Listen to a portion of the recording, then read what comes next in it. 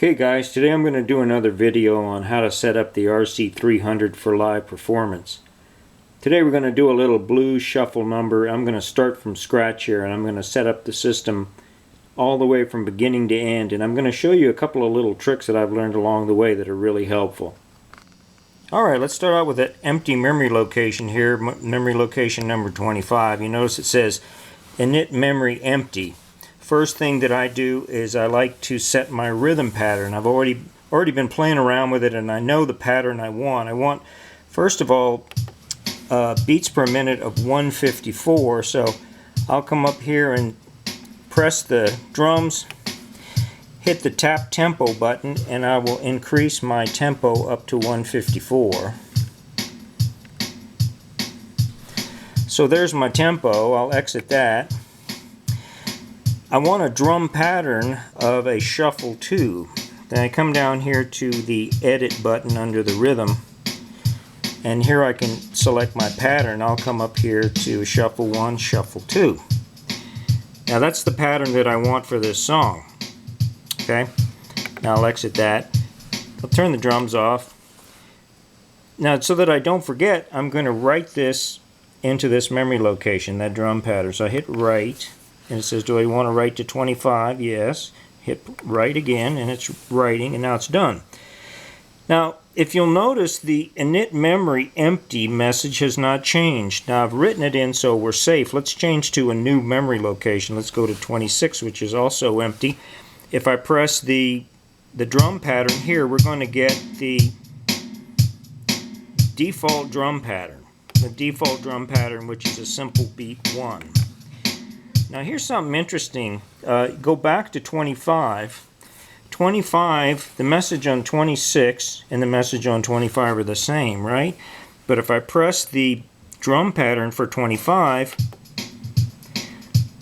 I get the drum pattern that I selected. Also notice that I got the volume of the pattern that I selected. You notice the volume was lower. That's because I had turned the rhythm level down, and it remembers that as well. But what's interesting about that is that you might go to a memory location that simply says init memory empty, and it might not actually be completely empty. You might already have some information that's written into that location. Next thing I want to do is give this memory location a name. The shortcut to do that is you come up here to memory edit, press this 1, 2, 3 times. And now you're into your memory name, and you can use your dial here and your arrows to give it a name. Now that I've named the song or the memory location, I want to save that. A couple ways you can do it. You can either just write it right now like this, and then say you want to write it to this location. Yes, we do. Press it again. But if you happen to be in your menu like this and you hit exit, you can still hit write and save everything that you've done so far. So you don't need to write it while it's on the display. You can exit. Anytime you hit write to this location, it will write all the changes that you've made up to that point. Now I want to set up the tracks for this particular song. We're going to leave track 1 in the default. I'm going to leave that alone. We're going to edit track 2. We're going to come up here and we're going to, you see it says that it's in loop mode. Well, that's what we want. We're going to walk over here to stop immediate, yes. Play level, we probably are going to need to adjust that. Record level, pan. Loop sync. Listen, we're going to turn loop sync off for track number 2. We're going to exit that. Another thing we want to do too is we want to go back here to the rhythm section, and we want to have a count in. So we come up here to the rhythm edit, and then we come up here. This shows us the selection that we've made for the pattern. 4/4 time, yes. We want a count in, one measure of count in. That's very useful. So now you can see that this light is blinking, and this shows us that we're ready to count in. It's hard to record if you don't have the count in. You have to hit the first note exactly the same time you hit the pedal. It tries to adjust for you, but sometimes it misses. So we have the first track in the default mode, we have the second track with the loop sync turned off, and we have the third track in default mode. Okay, I'm setting up this song to be played live, and one of the things I'm going to need to do when I play this song is I'm going to play a fingerstyle rhythm part, and then when I finish that, 12 bars, it's a 12-bar blues. When I finish the 12 bars, I want to play sort of a rhythm section behind it, a kind of just a bunch of chords to make it fuller, give it a fatter sound. Otherwise, just the fingerstyle part is not enough to really be a good backing track. And what I'm trying to do is make a backing track. So what I'm going to need to do is I'm going to need to record the second rhythm part immediately after recording the first rhythm part. And I don't want to have to wait 12 bars to come around again to sync up with the first part. So of course I can come in here to the system menu and I can select something called record overdub. I just keep stepping through this. You see it here, it says record play. And if I can change this to record overdub. Now record overdub would give me the capability of recording a second part immediately. I would punch the button, punch the record pedal, and it would tell the system that that's the end of the first loop, so that would stop, that would measure 12 bars, but then it would immediately record over the first 12 bars. If I don't press the pedal, it will just keep counting bars, and so I'll end up actually with more bars than 12. And it won't work out correctly. The problem is that if I select that feature of record and then immediately overdub, that anything else I do during the song is going to not allow me to just punch in something and punch in and punch out. It's all of the other tracks are going to record and then overdub, and that is something that is not useful at all. The other thing would be really nice if you could set this record overdub feature up on a per track basis, and not only per memory location but per track. It doesn't do that. This is under the system memory, so if you set this to record play or record overdub, it is going to be set for the entire system for all the material that you do after that, so you have to remember to go back and change it. Sometimes you have to turn it off and on for each individual memory location. So it would be nice if it was per memory, but it's kind of a problem anyway. And I never used the record overdub just because it's such a hassle, even though it's kind of convenient maybe for the right beginning of the song, and after that it's nothing but trouble. So I leave it on record play, and I'm going to show you a really, really neat trick on how to solve the same problem by leaving it in record play. Okay. I'm going to write everything I've got so far just so there's not something left that I've forgotten. Okay, to get around that record overdub problem, you have to understand that the way the system works is that it will take the first thing that you record, and if you have loop sync on, it will register that as the length of the overall loop. So we're going to use that to our advantage. What we're going to do is we're going to go into track 3 and we're going to just record kind of a dummy track, but what that's going to do is it's going to set this 12 bar length for the loop, and then I can show you how we can use that. So when I press the track 3 record, it's going to count me in, and it doesn't matter what I play, I'm going to throw it away anyway. All I need to do is keep track of what bar I'm in, and I need to hit a note right at the very beginning of the sequence. I don't need to play anything else for 12 bars. But right at the end of 12 bars, right when I hit the first beat of the 13th bar, I have to hit that record pedal again. And then what that will do is it will freeze that 12 bars. Okay, so here we go. I'm just going to start it off here. 1, 2, hit my first note, second bar, third bar, fourth bar, fifth, 6th, 7th, 8th, 9th, 10th, 11th, 12th, and then right there. So now you can hear I've locked that in, all right?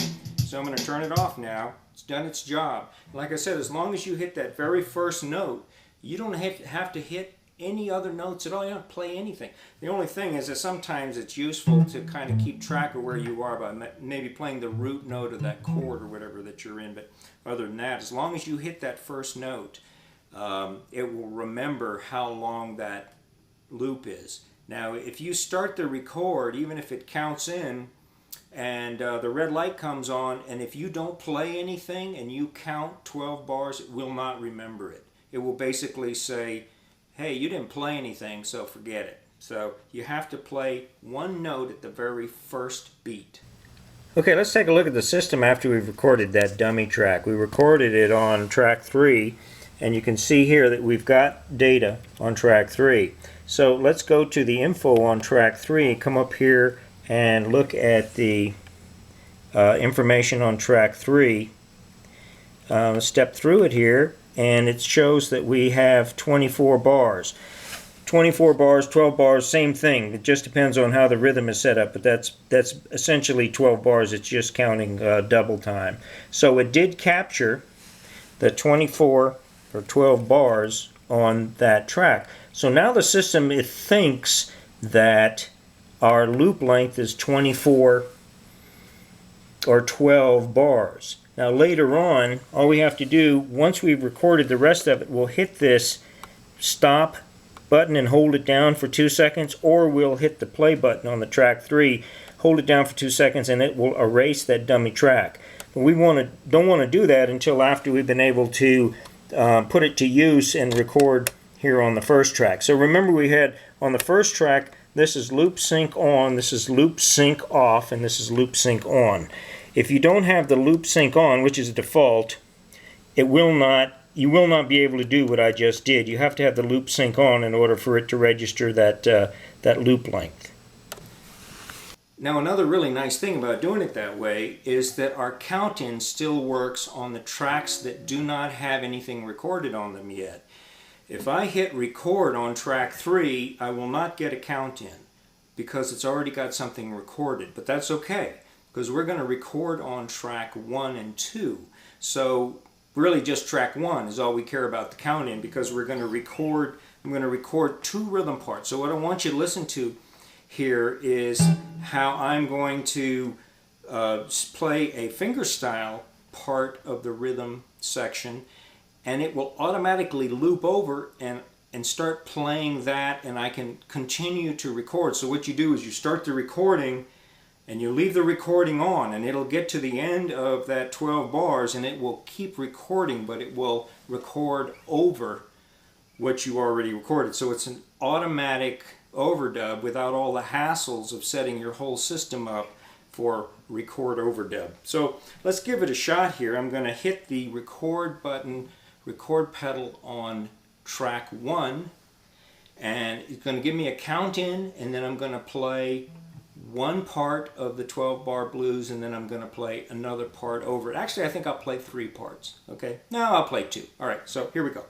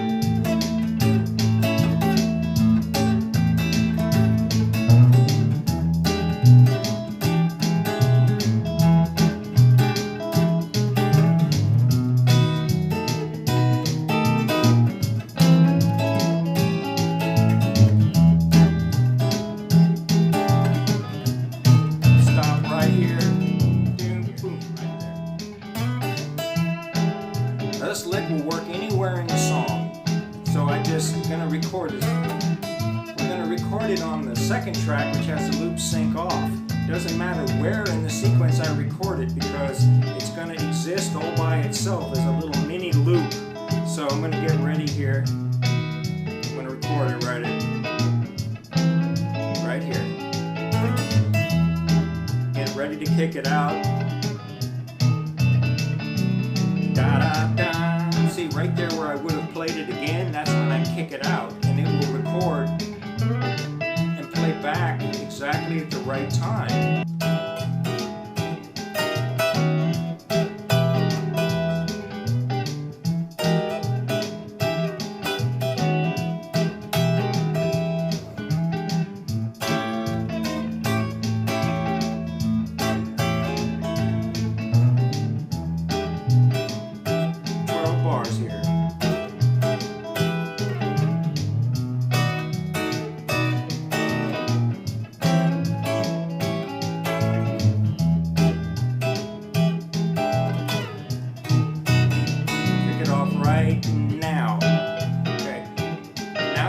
That at our disposal.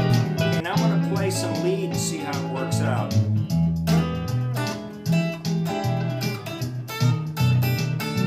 So I can't hear the lead quite well enough.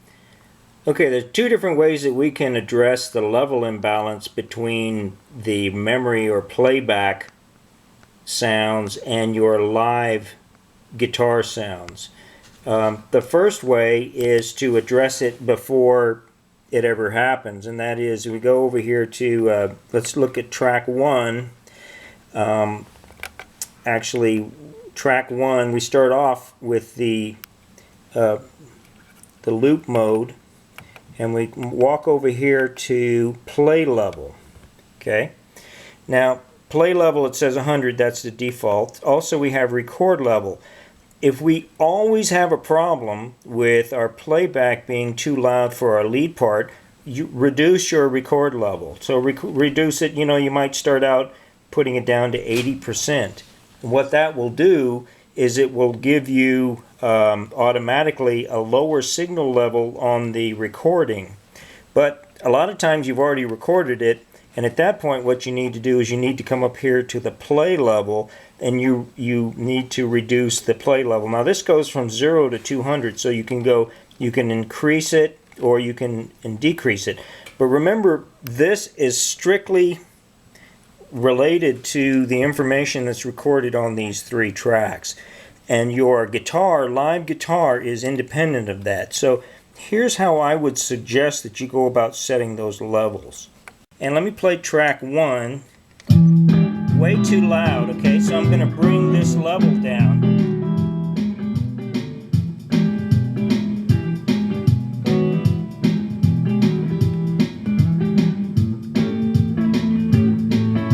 So that's all the way down to 40%. Let's come over here to track 2, and I'm going to play track 2. And that's way too loud. Of course it's not in sync, but that's okay. Okay, now let's play track 3. Go over here, press 3, and bring that level down.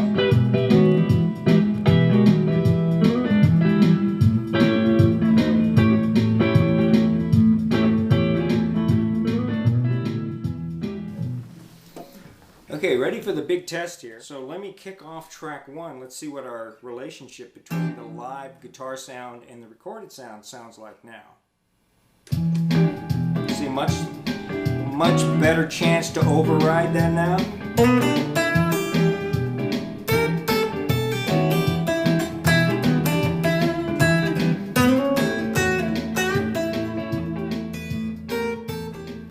Good. Now, the real question is, what would happen if we set this up beforehand? Because obviously if we're playing live, we can't stop and go back and set our volumes. So remember I said you can either set your record volumes lower or you can set your playback volumes lower. It accomplishes the same thing. It's just that usually your playback volumes are set after the fact. Your record volumes are set before you record, because you kind of know the characteristics of what usually happens when you play and record. So if you're going to go play live, you can get it set up beforehand. So let's just run through the whole deal from scratch here and see if these settings are working for this particular setup. 1, 2.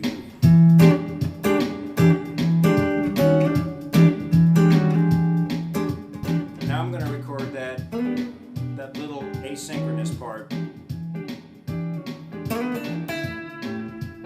It's recording. Off, okay? Now let's see where we stand.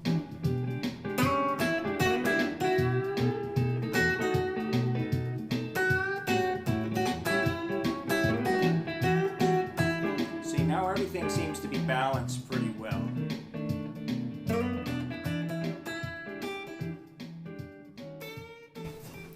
So let's go over the main points that we covered today. First thing is that you have a system component that allows you to go from a record to a play, or from a record to an overdub to a play. Almost everybody that I know, a lot of times the systems come default from record, overdub, play, like the RC-300 does. I know the first thing you want to do is get rid of that. This is a way to get around to use the feature of an immediate overdub when you're trying to build your basic tracks real quick on stage or live or just playing around. But it allows you to accomplish the same thing, because what you do is you preset, you tell the system how long the phrase is going to be. Okay, so when you take this out to a gig, all you have to do is press down, keep everything in memory. When you get out to play the gig, press down the stop key on the track 1 and track 2, leave that other rhythm part in there, and use that as the dummy track. And then you can either just go ahead and reuse it from the last time you recorded, or you can press the stop at any time, hold it down, record that, and then record a new rhythm track. And of course you can always overdub over any of these things. It's a little tough to overdub over the loop sync off tracks, because your timing has to be just absolutely perfect. So that's the other thing we talked about, was the loop sync off, and how that allows you to just put in a little riff, and kick it in anywhere, kick it out, just give you a little extra help, when things start to get a little boring in your song. And then the third thing we talked about is how to balance the levels between your guitar, your live instruments, and your recorded instruments. If you're really paying attention, you can probably figure out what is the best record level to set these channels on, these tracks on, so that when you record, the characteristics of the instrument you're playing into it. There's a guitar, keyboard, or whatever, so that you can always set it up to where you're going to be in balance. But every loop station I've ever played with has always had this issue, to where you record at one level and it plays back, it seems to be almost like at another level. The RC-300 was really difficult to work with, because you didn't have these kinds of adjustments in it. So you had to actually be careful, turn your guitar way down, for instance, and record, and then when you want to play live, you have to turn it back up, all those kinds of things. But this takes care of that for you. So it's really amazing. It's an amazing instrument. I haven't found anything that I've needed to do with this thing that I haven't been able to figure out some way to do it. And there's all these neat little tricks and little things that you can do to make it do almost anything you can think of. So anyway, hope that you are getting a lot of enjoyment out of your RC-300, or if you're considering buying one, it's definitely worth the money. So anyway, I hope this was helpful, and we'll see you next time. Take care now.